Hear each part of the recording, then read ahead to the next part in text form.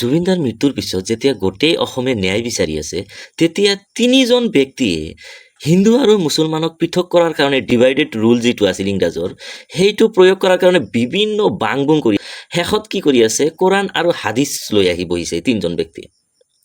এজন হ'ল সত্যৰঞ্জন বৰা, আনজন হ'ল কামাল ভণ্ড কামাল আৰু এজন হ'ল মোৰ মমাই। এই মমা কিন্তু হিমন্ত বিশ্ব শৰ্মা নহয় দেই। আগৰ ভিডিঅ'টোত হিমন্ত বিশ্ব শৰ্মাক মমা বুলি কৈছিল যে বিভিন্নজনে বিভিন্ন ধৰণৰ মোক গালিও দিছে যে তোৰ কোন দিনৰ মমা কিহৰ মমা অমক তমক কিবা কিবি কৈছে, সেইকাৰণে আৰু মমা বুলি নকম। কিন্তু আপোনালোকেতো নাজানে যে ভয় চবৰে লাগে, ভাই ভয় কার নাই। ইহঁতে দেখা পাইছে যে হিন্দু মুছলমান যদি একলগ হয় বা এইটো ন্যায় বিচাৰে তেনেহ'লেতো ন্যায়টো দিবই লাগিব, যাৰ কাৰণে যিমান যি বুদ্ধি আছে ইমান চব খাটাই আছে। মোৰ মমাই দুজন দালালক মানে হায়াৰ কৰিছে আৰু ইহঁতক কৈছে তহঁতে হাদিছ কোৰাণ লৈ বহি যা। কাৰণ কোৰাণৰ মতেতো এই 17 আয়াত 64 সূৰা 31 আয়াত 6 আৰু মিথ্যাৰঞ্জনে কোৱা মতে দুয়োটা আয়াতৰে এৰাবিক সহকাৰে বেংগলী ব্যাখ্যা মই দিছোঁ, আপোনালোকে স্কিপ কৰি অলপ ভালকে চাই ল'ব, পিছত কৈ আছোঁ। হাদিছ বুখাৰী মতে 5590 মতে সংগীত হাৰাম। এইটো হাদিছটো আপোনালোকে খালি চাব, ইয়াতে ক'তবা সংগীত শব্দটো আছে নেকি। এইটো সহজাতভাৱে আপোনালোকে এটা প্ৰবৃত্তি দেখাব খুজিছে নেকি যে আমিও আছো জুবিনৰ লগত? ভাল, তোৰ সহজাত মহজাতটো মই বুজি নাপাওঁ, কিন্তু হয় আমিও আছোঁ জুবিনৰ লগত।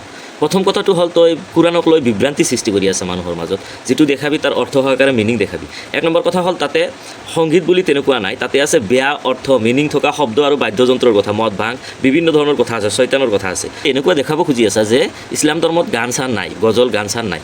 মিনিং বহুল ভাল কথা হ'লে ইছলাম ধৰ্মত সেইটো চলে, কাৰণ গজল ক্ৰাইট সেইবিলাক গায়। কথাটো সেইটো নহয়, কথাটো হ'ল সেইটো হাৰাম হালালৰ কথা নহয়। তো কোনে কৈছে যে প্ৰতিজন মানুহেই জুবিনৰ গানৰ কাৰণেই জুবিনক ভাল পায়? জুবিনৰ ব্যক্তিত্বৰ কাৰণেই আমি ভাল পাওঁ জুবিনক। জুবিনৰ ব্যক্তিত্ব এটা সৎ ব্যক্তিত্বৰ লোক আছিল, সি এটা মহৎ লোক আছিল, মহাপুৰুষ আছিল। ই সদায় সঁচা কথা কৈছিল, তহঁতৰ নিচিনা ঘিননীয়া ৰাজনীতি ধৰ্মৰ ৰাজনীতি কৰা নাছিল। ই সদায় সঁচা কথা কৈছিল, মানুহক মৰম কৰিছিল, দুখীয়াক হেল্প কৰিছিল, যাৰ কাৰণে আমি জুবিনক ভাল পাওঁ। তহঁতক কি পইচা পাতি দি নুমাই দিছে নেকি যে এই হিন্দু আৰু মুছলিমৰ মাজত কাজিয়া লগাই দে? পইচা পাতি দিছে নেকি?